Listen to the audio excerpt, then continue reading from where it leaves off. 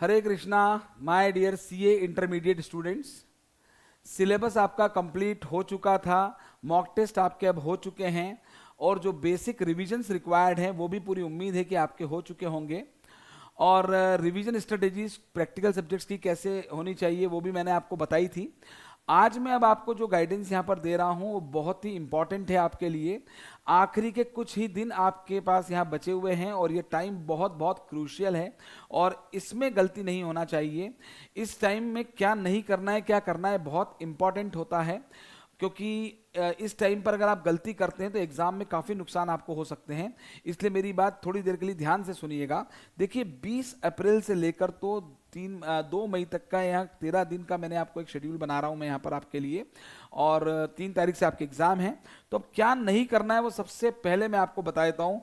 कोई भी नया टॉपिक, अब आपको नया टॉपिक नया चैप्टर नहीं करना चाहिए। जो आपने पढ़ लिया उसी को बार बार बार बार लगातार बस वही रिवाइज करना चाहिए। दूसरी और सबसे इंपॉर्टेंट बात ध्यान रखिए, आपने अपने हिसाब से पढ़ाई की, रिवीजन कर लिया है, तो मैं आपसे कहूंगा कि कोई भी रिवीजन वीडियो ना देखें और कोई भी मैराथन क्लासेस पर अपनी डिपेंडेंसी ना रखें। आपको इंडिपेंडेंटली रिवीजन करना चाहिए, क्योंकि जितना आप इंडिपेंडेंट होंगे एग्जाम के पहले उतना ज्यादा कॉन्फिडेंस लेवल आपका बढ़ेगा और जितना ज्यादा कॉन्फिडेंस लेवल बढ़ता है उतना अच्छा आपका पेपर जाएगा। तो आपकी डिपेंडेंसी बहुत कम होना चाहिए, नहीं होना चाहिए मैराथन क्लासेस पर और रिवीजन वीडियोस पर। कोई वैसे तो नया टॉपिक करना ही नहीं है, लेकिन कोई आपको लगता है कि यार ये बड़ा इंपॉर्टेंट टॉपिक हमारा छूट गया है, तो कोई 1-2 घंटे की कोई क्लास और देखनी है तो फटाफट देख के फ्री होइए, वरना आपको सेल्फ स्टडी, पूरी तरह सेल्फ स्टडी और सेल्फ सेंटर्ड होकर पढ़ना चाहिए।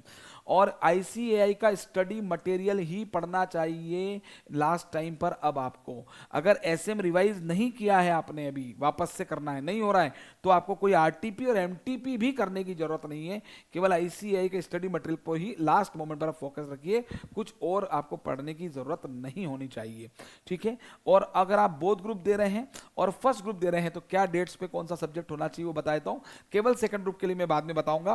तो देखिए, अगर आप बोथ ग्रुप्स दे रहे हैं तो लास्ट के जो 4 दिन हैं आपके, उसमें आपको एडवांस अकाउंटिंग पढ़ना चाहिए, क्योंकि 4 दिन देना ही पड़ेंगे, क्योंकि पहला पेपर में तो कॉन्फिडेंस लेवल बिल्कुल हाई लेवल पे होना चाहिए, ठीक है। और उसके जस्ट पहले आपको ऑडिट और लॉ पढ़ना चाहिए 2-2 दिन, क्योंकि जितना लेट पढ़ेंगे उतना आगे ज्यादा जल्दी थोड़ा ध्यान रहता है थ्योरी पेपर से।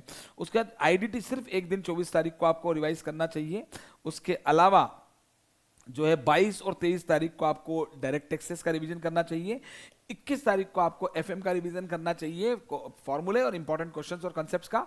ऐसे में आपको पढ़ने की जरूरत नहीं है। स्ट्रेटेजिक मैनेजमेंट वो अब एग्जाम के एक दिन पहले भी पढ़ेंगे तो हो जाता है, वो कोई दिक्कत नहीं है।